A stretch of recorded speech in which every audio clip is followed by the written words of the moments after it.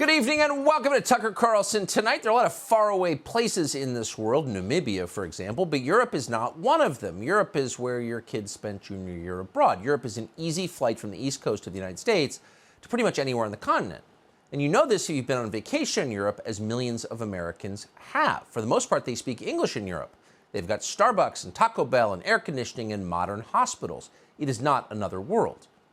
So given how closely related the United States is to Europe and has always been, you would imagine our leaders would notice when Europe began to fall apart, especially when the signs were not subtle at all, and they weren't. This summer, Germans began clear-cutting ancient forests to heat their homes. In Poland, families queued up for hours to buy coal, just like they did 150 years ago. In the UK, the government projected that more than 10,000 Britons will freeze to death, will die this winter for lack of heating fuel. Freeze to death. In England. That is not supposed to happen in a first world country. So Europe is moving backward at high speed, and it's not clear where it'll end. So the question is, why is this happening? And the answer, for once, is a very simple one. The war in Ukraine. That's why it's happening. A huge percentage of Europe's energy came from Russia. Those imports have now been banned, supposedly to punish Vladimir Putin. What's the result of this punishment? Well, the Russian ruble is now far stronger than it was a year ago. The European economy, meanwhile, is collapsing. Europeans are much poorer than they were when the war in Ukraine started. So how is that a victory for Europe and the West and democracy? Well, that's a fair question. It's an obvious question. But no one in Washington appears to be asking that question. Instead, the Biden administration is doubling down on the self-destructive mistakes that are destroying the European Union. The White House banned Russian oil, natural gas, and coal. It was our moral duty. And then at the same time, the Biden administration crushed domestic oil production here by canceling oil and gas leases. And then, as if that wasn't enough, the Biden administration sold a piece of our strategic petroleum reserve, maybe this country's most important resource, to China. None of this hurt Putin in any way. All of it impoverishes the United States. So what could possibly be the justification for doing that? We've wondered. Anyone who's paying attention has had to have wondered that. Well, this week, Congressman Jamie Raskin of Maryland, of Bethesda, answered that question.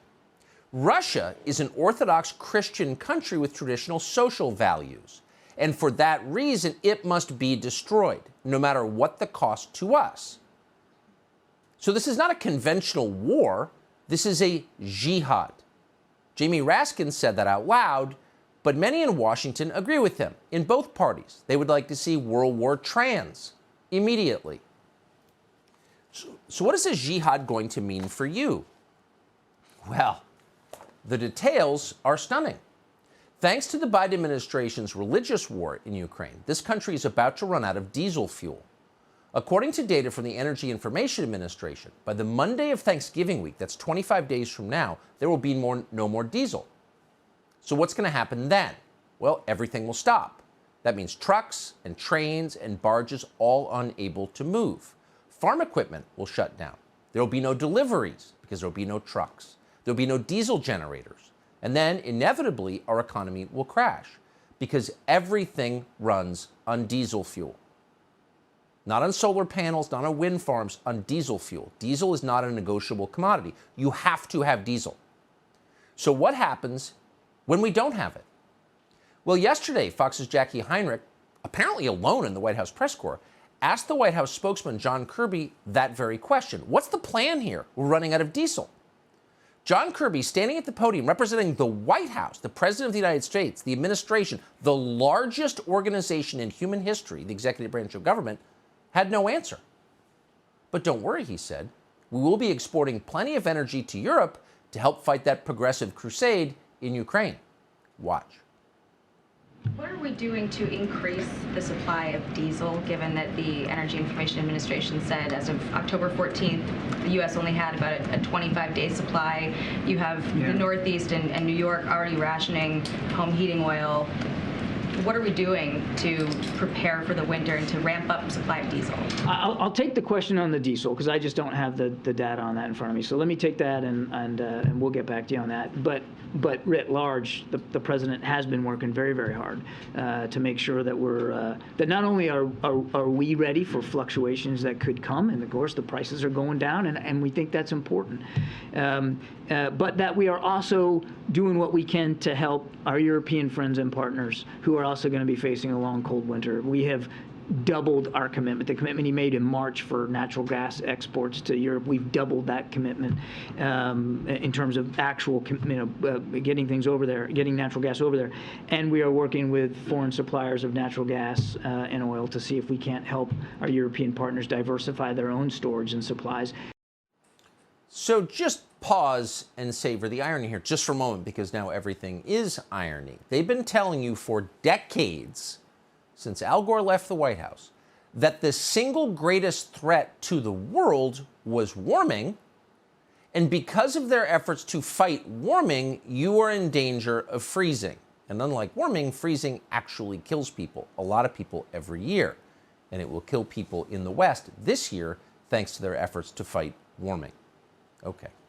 The second thing to notice is the White House spokesman's totally uninterested, blasé response to the most basic question anyone could ask, which is, what are we doing about the fact we're running out of diesel fuel?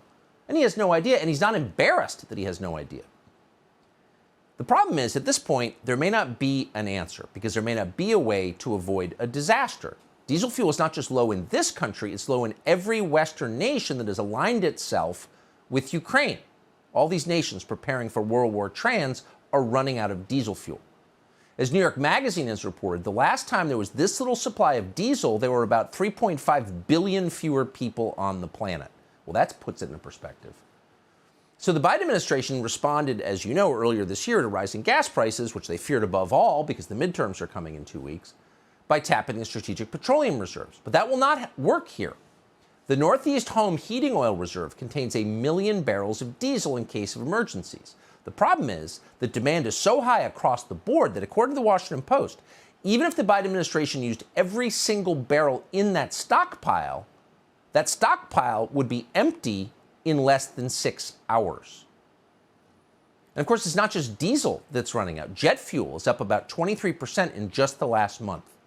Kerosene, which if you don't live in New York City, you know perfectly well is used to heat people's homes and keep them from dying, is now close to $7 a gallon. Who heats with kerosene, by the way? Poor people heat with kerosene. And they're the ones who can't get it. $7 a gallon. In New England, people are worried about freezing to death this winter. Here's a local Fox report. West Hartford homeowner Sharona Resnick-Kravitz has been paying for oil to heat her home for more than 35 years. I mean, this is New England. It gets cold here. We're cold. Sharona is a widow living on a fixed income. She says before her husband passed away, they shared the bills. Now she is having to make sacrifices. How are you preparing and trying to figure out what can you sacrifice at this point? Food. I go to the grocery store and I'm very frugal about what I buy. She tells me at $6 a gallon, buying oil has become a huge burden. The average home uses 800 gallons of oil per year. That's almost $5,000 at the current rate. This shouldn't be happening in this of all countries. The United States has some of the deepest, by some measures, the deepest energy reserves on the planet. It's our main strength. Cheap energy is the reason this is a rich country. That's the reason. That's why we're exceptional, because we have cheap energy. And this country was energy independent just a few years ago. Now, if you want to fix the economy, you would make this country energy independent once again. You would bring back cheap energy. That will fix the economy quicker than anything else. In fact, it's the only thing that'll fix the economy. But the Biden administration, for whatever reason, has done the opposite, depleting our strategic petroleum reserve, for example. They just released another 15 million barrels the other day. Because they know that's running out, the White House is also begging foreign governments for help in the most humiliating possible way. Biden just went and begged the Saudis in secret for more oil. As the New York Times reported this week, Biden's top aides, quote, thought they had struck a secret deal to boost oil production through the end of the year. But then the Saudi royal family decided not to go along with it. They're not ramping up their oil production, they're doing the opposite. Saudi's oil minister is now telling the West to brace for energy shortages. Watch this. It is my profound duty to make it clear to the world that losing emergency stock may become painful in the months to come. So an energy shortage is not really a debate over whether some dude should be on the girls' swim team. This is adult stuff. Countries rise and fall on the basis of what energy costs. And when there's a real energy shortage, things fall apart. People die, economies collapse, poverty sets in, systemic poverty, not just in the bad part of town, but in your part of town. So this is a real thing. The problem is the people running the government are children. They not only can't admit what they've done wrong, they don't even understand it. Here's Karine Jean-Pierre, the glass ceiling shattering spokeswoman at the White House, addressing the question yesterday. I'm anxious to get your thoughts on this New York Times report that U.S. officials thought they had a deal with the Saudis before the president went to Jeddah in Saudi Arabia for his meeting with the Crown Prince. But they thought they had a deal on oil supplies and oil, price of oil, but that the Saudis backed out of that deal. What can you tell us about So it? we have been very clear about how we believe parts of that report was mischaracterized, and there has been some changes that have been made to that report. Look, we've also been clear that our trip, that the president's trip to the Middle East, was not about oil. We've Was there an seen gas prices understanding, go Karine, down. with the Saudis that the Saudis then backed away from? Again, the trip was not about oil. This is embarrassing. She can't even conjugate the verb correctly. This is the spokesperson. It's a joke. She doesn't know what oil is, and she's lying. They're all like that. These people are not capable of running a country this big and this complex, and that's why it's falling apart. Joe Biden is blaming gas stations for high prices. How's Kamala Harris responding to all of this? Well, she's responding to the diesel shortage by telling you diesel's bad. Watch. I have a particular fondness, I must tell you, for electric school buses. I love electric school buses. On a daily basis, 25 million children in our country every day go to school on those diesel-fueled school buses. And hundreds, thousands of school bus drivers are driving those buses, which are then these people, these children, these adults, are inhaling what is toxic air.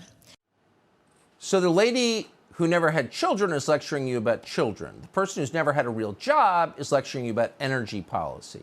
The woman who told you masks would stop COVID is telling you about diesel fumes and their effect on your body. This is a joke. The truth is these people are bumping right smack up against reality. And here's the reality. We have 25 days to avert economic catastrophe. Catastrophe is what will happen if we run out of diesel fuel.